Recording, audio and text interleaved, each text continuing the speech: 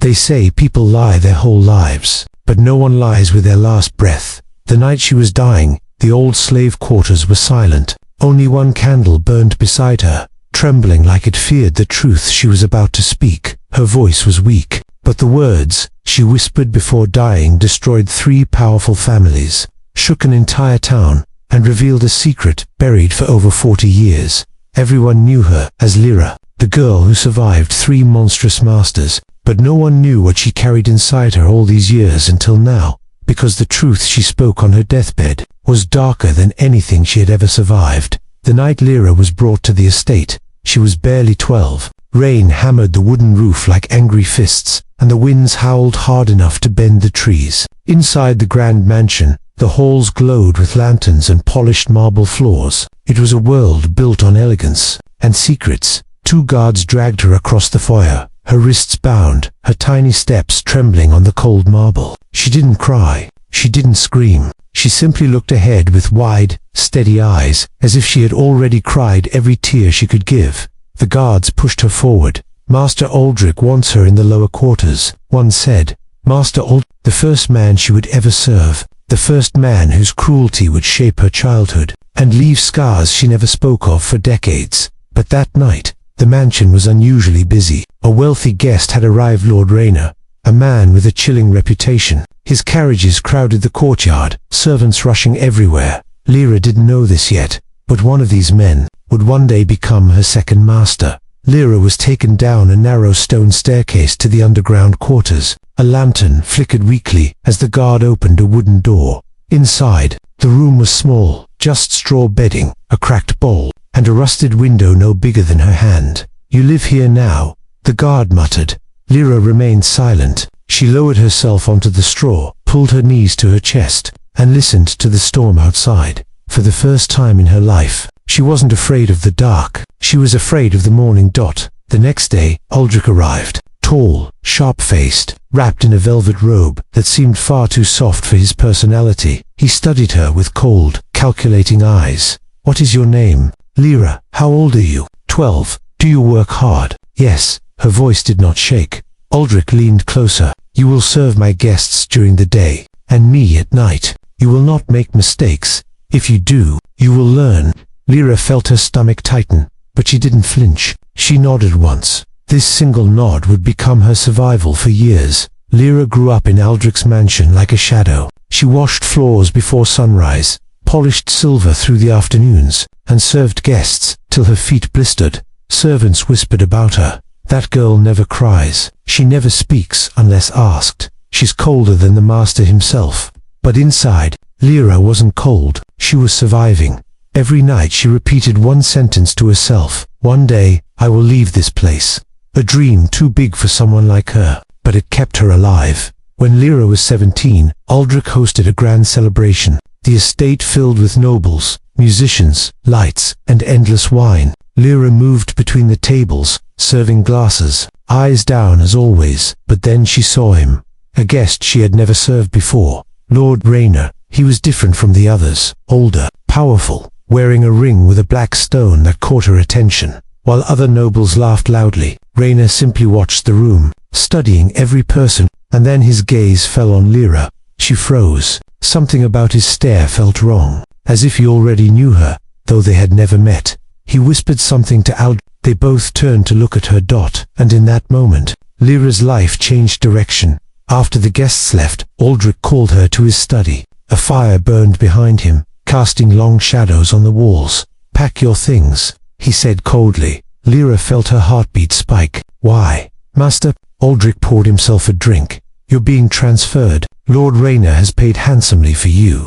Her breath caught. "Transferred. Sold. Dot. Again." Aldrich continued, almost amused. "He says he needs someone obedient, someone who does not break." Lyra lowered her eyes, hiding the storm rising inside her. "Leave before sunrise. Rayner's men will collect you." That night, Lyra didn't sleep. She sat in her straw bed, staring at the rusted window. She thought the first master was the worst she could ever face. She was wrong, because Lord Rayner would become something far darker. Her second master, and the secret she discovered in his house, was the first piece of the truth she would confess decades later on her deathbed. before sunrise.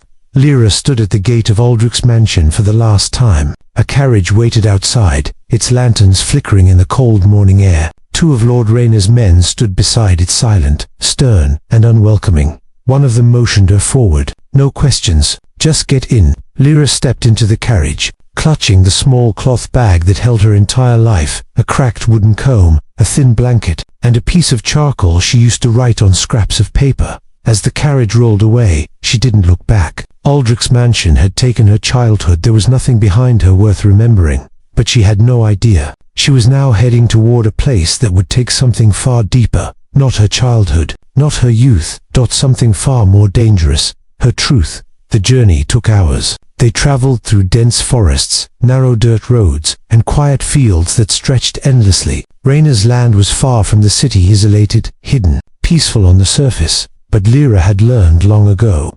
The quietest places often hide the loudest screams. When they finally arrived, the estate surprised her. It wasn't grand like Aldrich's. It was older, darker, built of heavy stones and covered in vines. It felt like a place that remembered everything, every whisper, every sign. Inside, the hallways were lined with portraits of Raynor's ancestors, all stern-faced, all watching.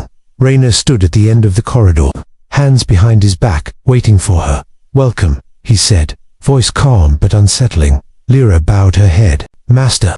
He circled her slowly, observing every detail of her face, her posture, the way she held her hands. "You don't fear easily," he said. "I learned not to," Lyra answered quietly. Raynor stopped. A small, eerie smile touched his lips. "Good. I need someone like you." Unlike Aldrich, Raynor never shouted. He never cursed, never hit, never threw things in rage. His cruelty was quieter, sharper, more calculated. He watched everyone. He questioned everything. He trusted no one. He made Lyra serve him every morning, lighting his study's candles, placing books in exact order, brewing tea to a precise temperature, and he always asked questions. "What did Aldrich make you do? How often did you see him angry? Do you know who he spoke to the night before you left? What did you overhear in the corridors?" Lyra answered carefully, truthfully, plainly. He noticed something unusual about her. "You have a memory like a knife," he said one morning. "Sharp enough to cut, strong enough to last." She didn't respond, but she knew what he meant. Lyra remembered everything. Every word, every conversation, every detail, because she had learned, the mind is the only weapon a powerless girl can have. Weeks passed. Lyra worked silently, efficiently, harder than any other servant, and then one night, she discovered something that changed everything. She was ordered to bring documents to Raynor's study, but when she arrived, he wasn't there. The door was slightly open. Inside, a cold draft blew from a small corridor she had never noticed before. Curious but cautious, she stepped inside. The corridor was narrow and dim, ending at a heavy iron door with intricate carvings. But the strangest part was the lock, a complex mechanism she had never seen before, metal pieces, sliding like puzzle parts. No servant she knew had access to such a door. She pressed her ear to it. Nothing, just silence. She turned to leave, but before she could step away, Raynor's voice cut through the darkness. "Lyra." She froze. Raynor approached slowly, his eyes sharp and unreadable. "What are you doing here?" he asked. "I was looking for you, Master," she said calmly. For a moment, he simply watched her. Then he stepped closer to the door, placing one hand on the lock. "This room," he said softly, "is not for you. Forgive me." "You are forgiven," he replied, "but curiosity is a dangerous thing in this house." She bowed her head. "I understand," but Raynor wasn't convinced. "Do you?" he asked. "Yes, Master." He leaned closer, voice barely above a whisper. "Remember something, Lyra, a house like this," he touched the cold iron door, "has stories that can crush a person. Some truths are too heavy for certain people to carry." Lyra kept her eyes down, but inside her mind was racing, because she recognized something carved faintly into the metal door. A symbol, small, almost hidden, a symbol she had seen once before on a necklace Aldrich used to wear. Two men, two masters, one symbol. But what did it mean? That night, Lyra couldn't sleep. Her mind kept returning to the locked door, and the symbol carved into it. She remembered Aldrich yelling at a guard years ago, "Never let her see the crest." She must not connect anything. At the time, she didn't understand. Now she did. Aldrich had kept a secret. Raynor was guarding it. and both men were terrified of the same symbol. The same truth. The truth that one day, Lyra would reveal on her deathbed, a truth powerful enough to destroy them all. The following weeks at Lord Rayner's estate were unlike anything Lyra had experienced before. There was no laughter in the halls, no music, no warmth, just silence and secrets. Yet something strange began happening.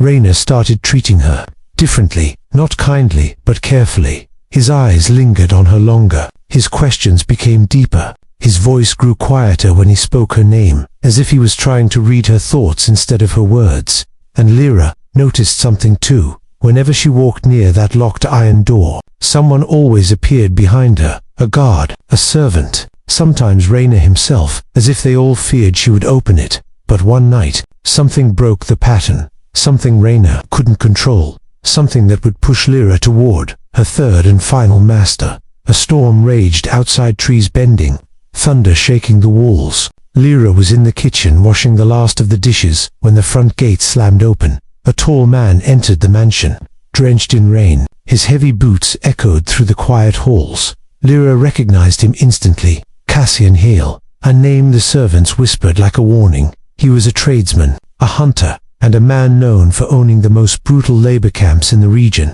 Men feared him, women avoided him, even noblemen didn't dare anger him. So why was he here? The moment Rayner saw him, his face tightened. "Cassian," he said cautiously, "you weren't expected tonight." "I don't arrive when expected," Cassian replied, shaking rain from his coat. "I arrive when I decide." Rayner stepped aside. "What brings you here?" Cassian's eyes drifted through the corridor and stopped on Lyra.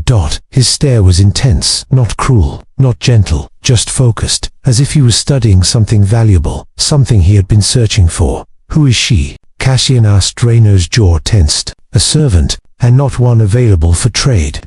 Cassian smirked. "I didn't ask if she was available." Lyra lowered her gaze, but she could feel Rayner's unease radiating through the room. Cassian stepped closer. "What is your name, girl?" "Lyra," she answered quietly. Cassian raised an eyebrow. "A strong name." Rayner moved between them slightly. "She's not for sale." Cassian's eyes glinted. "I didn't say I wanted to buy her." Yet, after Cassian had been shown to a guest room, Rayner pulled Lyra aside. His voice was low but urgent. "Stay away from him." "Yes, master, I'm serious. Do not speak to him unless I order it. Do not go near his room. Do not answer his questions." Lyra hesitated. "Why?" Rayner's face tightened. "Because Cassian Hale collects things that don't belong to him. People, secrets, power. Once something is in his hands, it never comes back." Lyra absorbed his warning silently, but she also noticed something else. Rayner was afraid, not of Cassian's strength, not of his temper, afraid of what Cassian might discover. And deep in her mind, the memory of that carved symbol returned. Aldrich wore it, Rayner carved it, and Cassian's presence had Rayner trembling. 3 men, 3 masters, 1 hidden truth, and all of it connected to her. Later that night, after the storm settled into a low rumble, Lyra walked past Rayner's study to extinguish the hallway candles, but she heard voices inside. Rayner and Cassian. She pressed herself quietly against the wall and listened. "She's older now," Cassian said. "Does she remember anything?" "No," Rayner replied quickly. "She was too young." "Are you sure?" Cassian's voice dropped. "A girl like that remembers more than she lets on." Lyra's heart pounded. They were talking about her. Rayner's voice tightened. "She cannot know the truth. If she connects the crest to Aldrich, then your entire estate burns." Cassian interrupted calmly. "And Aldrich's legacy dies with it." There was silence. Then Cassian added, "You should have handed her to me years ago." Rayner's voice lowered to a near whisper. "I couldn't. She's not ready." "Ready?" Cassian scoffed. "She doesn't need to be ready. She just needs to exist."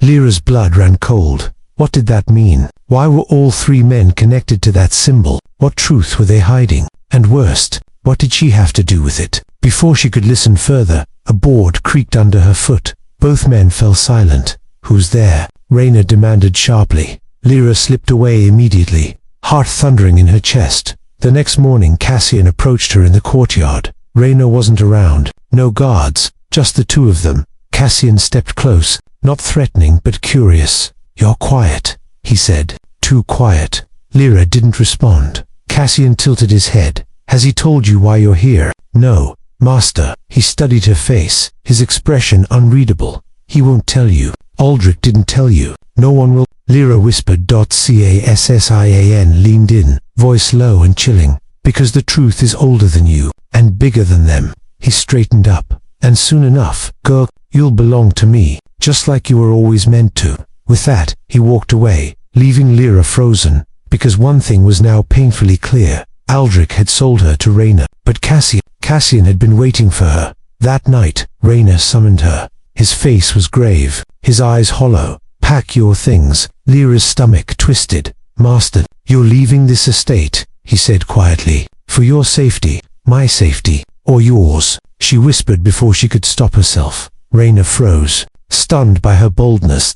Then he exhaled. Both Lyra's hands trembled as she held her small cloth bag, because now it was undeniable. She wasn't being moved around like property. She was being moved like a secret worth hiding, worth protecting, worth fighting over. And the man she was being sent to now, the third master, was the one who knew exactly why. The one who held the final piece of the truth. She would one day confess, on her deathbed, before sunrise. Lyra stood once again at the gate of another estate. Cold wind brushed her face as Raina's guard handed her over to a group of unfamiliar men. These men weren't like Aldrich's polished servants or Raina's silent shadows. These were Cassian Hale's men, rough-scarred, hardened, men who looked like they'd survived things they never spoke of. One of them jerked his head, signaling her to follow. No talking, no looking around, he warned. Lyra silently obeyed. The carriage waiting for her wasn't elegant, it was heavy, made of thick wood, reinforced with metal, not to protect the person inside, but to make sure they never escaped. As the carriage doors shut behind her, she felt the air change. This wasn't a transfer, this was a capture. The wheels began moving, rolling across uneven ground, and for the first time since she left Aldrich years ago, Lyra felt fear creeping into her bones. Not of pain, not of punishment, but of the truth she was getting closer to, a truth Raina had tried desperately to hide, a truth Cassian seemed ready to unleash. Hours passed before the carriage stopped. When the doors opened, Lyra stepped out into a place that looked nothing like Aldrich's or Raina's homes. Cassian Hale's estate wasn't a mansion, it was a fortress. High stone walls, guard towers, heavy iron gates, weapon racks lined the courtyard. And in the middle of it all, Cassian stood waiting. Lyra walked toward him slowly, her breath steady but her heart racing. Cassian's eyes studied her from head to toe. So, he said, you finally arrive. She lowered her head respectfully. Master, Cassian's lips curled into a faint smile. You learn quickly, good. But unlike Aldrich's cruelty or Raina's quiet manipulation, Cassian's energy was different. He wasn't trying to break her. He wasn't trying to use her. He looked at her like someone inspecting a map leading to a treasure only he understood. Cassian walked ahead, motioning her to follow. You'll work in the eastern quarters, he said. You will not go near the northern wing, ever. Yes, master. You will not speak unless spoken to. You will not leave this estate. You will not ask questions. Lyra's voice was calm. I obey. He glanced at her sideways. Raina said the same. Yet you managed to learn more than you should have. Lyra froze. He knew she had been close to the truth, perhaps closer than even Raina realized. Cassian stepped nearer, lowering his voice. And I know you saw the symbol. Lyra tried not to react. Her face remained still, but inside her heartbeat slammed against her ribs. I don't understand, she whispered.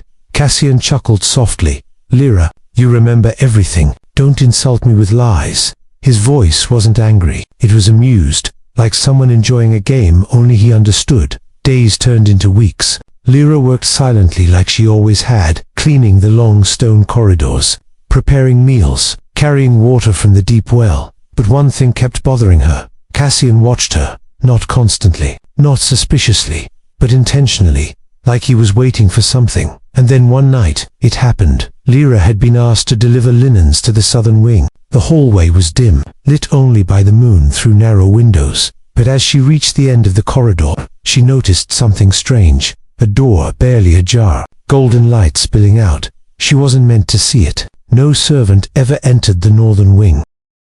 But curiosity, that quiet fire she feared but couldn't control, pushed her closer. Inside was a room unlike any she had seen. Large, circular, walls covered in maps, documents, sealed letters. And at the center, a massive wooden table carved with the same symbol she saw on Rayna's iron door, a symbol Aldrich once wore on his necklace, a symbol that connected all three men, her three masters. Lyra stepped inside, breath trembling. This room, a voice behind her said, is where everything began. Lyra spun around. Cassian stood in the doorway, arms crossed, but he wasn't angry. He was expecting this. Cassian walked past her, stepping into the room as if he lived inside its secrets. You were always going to find this place, he said. Rayna hid it from you. Aldrich tried to bury it. He touched the carved symbol on the table. But I want you to see it. Lyra's voice trembled slightly. Why me? Cassian's eyes locked onto hers. Because you're the last piece. Her breath hitched. The last piece. Of what? Cassian took a deep breath, his tone heavier than before. A conspiracy older than you. A pact that bound Aldrich, Rayna, and me together. Lyra felt her stomach drop. What do I have to do with it? She whispered. Cassian turned toward her fully. Not cruel, not cold, but serious. You think you were sold because you were weak. He shook his head. You think you were moved from master to master because you were obedient. He stepped closer. No, Lyra, you were passed along because you are the only witness, the only survivor, the only one who knows the truth, even if you don't remember it yet. Lyra felt her legs weaken. I don't understand. Cassian's voice dropped to a whisper. You will, because I'm going to show you what Aldrich and Rayna spent years hiding.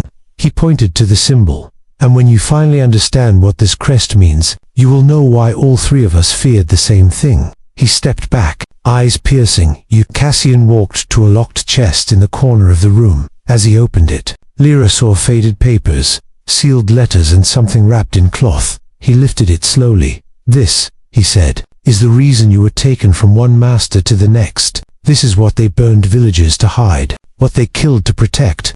He held the object tightly, then placed it on the table. Tonight, Cassian said, you learn the truth. Lyra's hands trembled, because deep down she already sensed something terrifying, something life-changing, something she would one day confess on her deathbed, a confession powerful enough to tear down everything these men built. Cassian placed the cloth-wrapped object on the carved table. The room felt heavier, the air colder, as if the walls themselves were holding their breath. Lyra's fingers twitched with fear and curiosity. Unwrap it, Cassian commanded softly. She hesitated. Don't be afraid, he added. The truth can't hurt you more than the lies already have. With trembling hands, Lyra pulled the cloth back. What she saw made her heart stop. A small wooden box, cracked, burned at the edges, sealed with the same crest she had seen on Aldrich Rayna, and Cassian inside was a ring. Simple, gold, etched with the same crest, and next to it a tiny, faded cloth, stained with old, rust-colored marks. Blood. Cassian watched her expression carefully. You recognize it, don't you? Lyra swallowed hard. No, I don't, but she did. Not the objects. The feeling.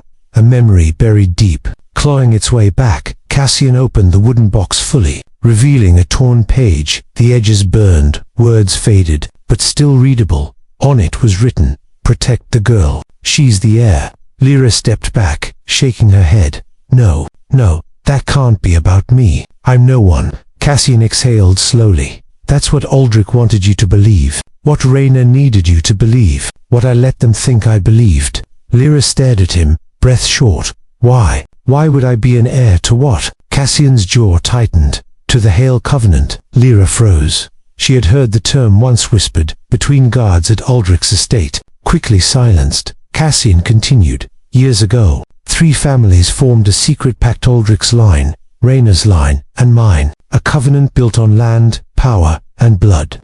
He pointed to the crest carved into the table. This symbol bound us. A promise sealed across generations. Lyra whispered, what does it have to do with me? Cassian looked her straight in the eyes. Everything. Cassian walked toward the window, hands clasped behind his back. 20 years ago, your parents were attacked. Not by thieves, not by rebels. He turned back to her. They were killed by Aldrich and Rayna's men. Lyra's knees almost buckled. Why would they do that? She whispered. Cassian's voice hardened. Because your father broke the covenant. He took something that belonged to all 3 families. He stole the air.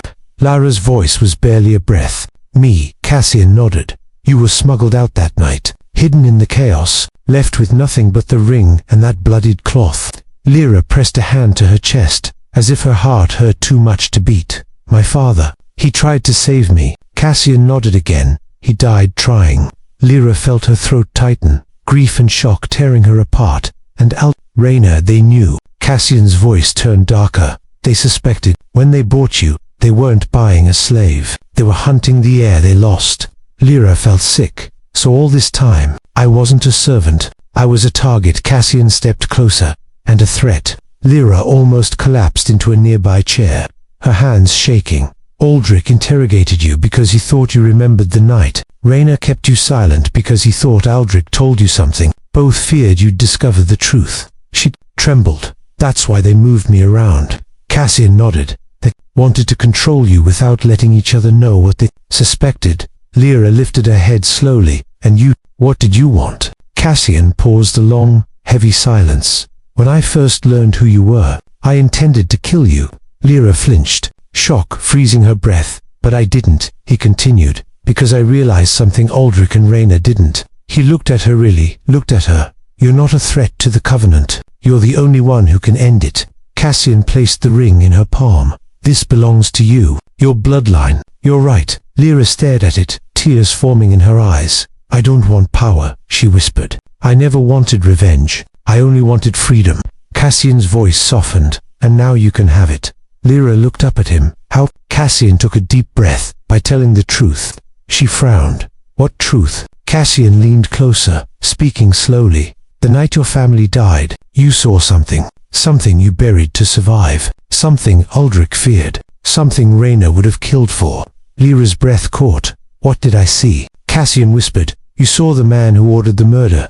Lyra stepped back, shaking. No, I didn't. I don't remember. You did. Cassian's tone was firm. You were a child, but you saw him, and you recognized him years later. Lyra's eyes widened. Her heartbeat stopped, because suddenly a memory hit her. A door bursting open. Her mother screaming. Blood on the floor. A man standing in the doorway, holding the same crest. A man with a cold smile. Aldrich. Lyra choked on her breath, covering her mouth. Cassian nodded. It was him. And you remembering this is the reason both Aldrich and Raina feared you.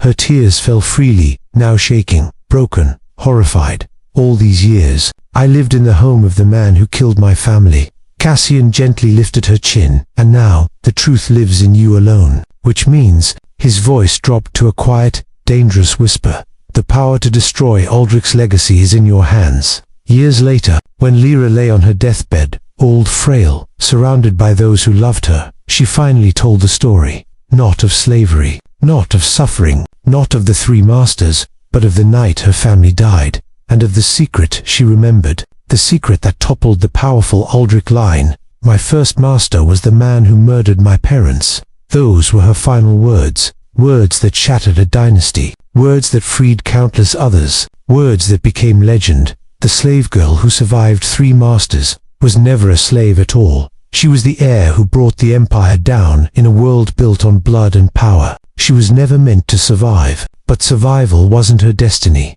Truth was. For years, they tried to break her. For years, they tried to erase her. But the girl they called a slave became the woman who shattered an empire. Her final breath carried a secret powerful enough to burn down everything her masters built. And today, that truth lives in her story. Remember her not for the chains she wore, but for the courage she carried. Because some stories don't end in silence. Some stories end in justice. Fade out. Dark screen. Crest symbol slowly appears. Whispers echo. She remembered.